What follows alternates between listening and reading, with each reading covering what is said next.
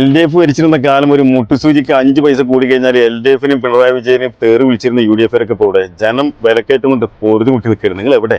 ഒരു കോഴിമുട്ടയ്ക്ക് 8 രൂപ, പഞ്ചസാരയ്ക്ക് ചരിത്രത്തിൽ ആദ്യമായിട്ട് 52 രൂപ, ബീഫിന് ചരിത്രത്തിൽ ആദ്യമായിട്ട് 400 രൂപ, ചിക്കൻ 240 മുതൽ 280 രൂപ വരെ. നിങ്ങൾക്ക് സമരം നടത്തണ്ടേ? ഇതാണോ നിങ്ങളുടെ ജനാഭിലാഷം?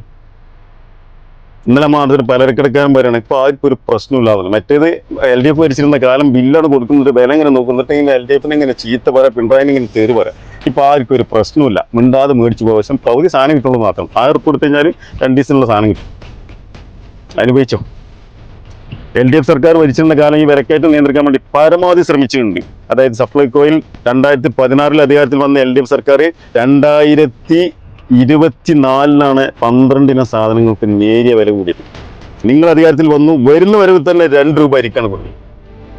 ഇപ്പൊ തോന്നിയത് തോന്നിയ പോലെ അറിയാൻ കഴിഞ്ഞത് മാർക്കറ്റിൽ ഒരു വർഷത്തിന് കായ്ക്കുന്ന പിലാവിന്റെ തൈ ഇട്ടുണ്ടെന്നാണ്. അതെല്ലാവരും ഓരോന്ന് കൊണ്ടുപോയി കുഴിച്ചിട്ടു. എന്നാൽ ഒരു കൊല്ലം കഴിഞ്ഞാൽ പള്ളം അടച്ച് നമുക്ക് എന്ത് ചെയ്യാം?